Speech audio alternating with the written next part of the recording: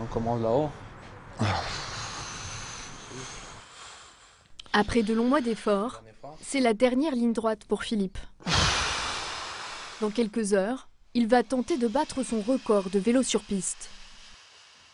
C'est la fin de la préparation, c'est l'attente de tout ça. Donc c'est un milieu, un moment un peu particulier, quoi.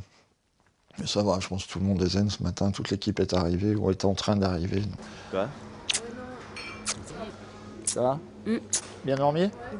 Mais ne vous fiez pas aux apparences. Philippe est un sportif hors norme. Il souffre d'une BPCO, une bronchopneumopathie chronique obstructive à un stade sévère qui a petit à petit détruit ses poumons. Il vit aujourd'hui avec seulement 1/5 de sa capacité respiratoire. Donc il faut forcer pour inspirer, forcer pour expirer.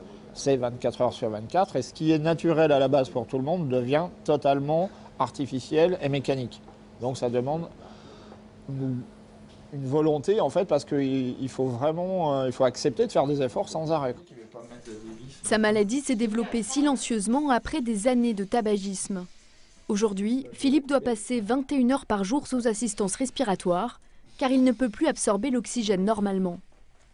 Non seulement j'arrive plus à l'avaler comme il faut, déjà l'air, j'arrive pas à l'avaler comme il faut, mais après on n'arrive plus à traiter en fait cet apport en oxygène pour le diffuser dans le sang, puisque les échanges gazeux, en fait le transfert via le système profond, je dirais pulmonaire, n'arrive plus à véhiculer de l'oxygène dans le sang. Ce qui fait qu'on s'étouffe, puisqu'on a surtout du gaz carbonique et de moins en moins d'oxygène. Philippe a décidé de se remettre au sport il y a seulement 5 ans. Ancien skieur de haut niveau, il choisit le vélo sur piste, qu'il a longtemps pratiqué pendant ses entraînements. Et les débuts sont très difficiles. Pousse un coup.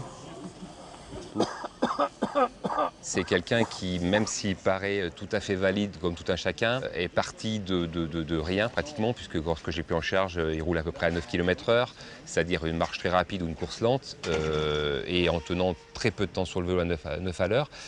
Et quand on voit ce qu'il est capable de faire maintenant,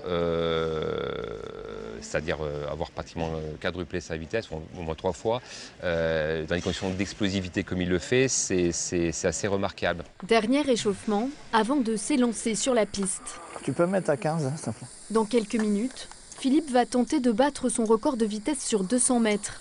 Il doit les parcourir en moins de 15 secondes. C'est l'heure du départ.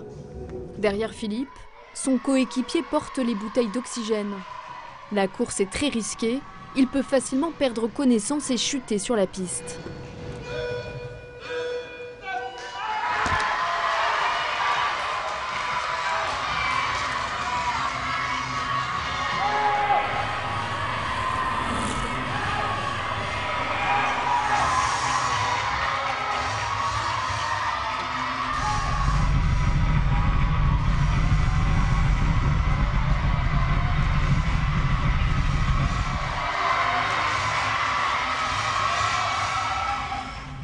Paris gagné.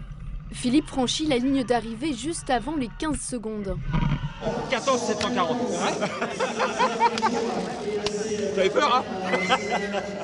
Au-delà du défi personnel, cette course permet à Philippe de faire connaître la BPCO, maladie encore trop méconnue du grand public. Le plus important, c'est pas moi. C'est ceux qui sont dans le sac que j'arrive à emmener avec moi.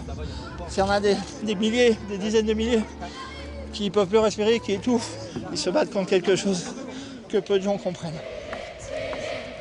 En France, la BPCO est responsable chaque année de 16 000 décès. Pourtant, cette maladie est encore mal diagnostiquée et aucun traitement ne permet d'en venir à bout.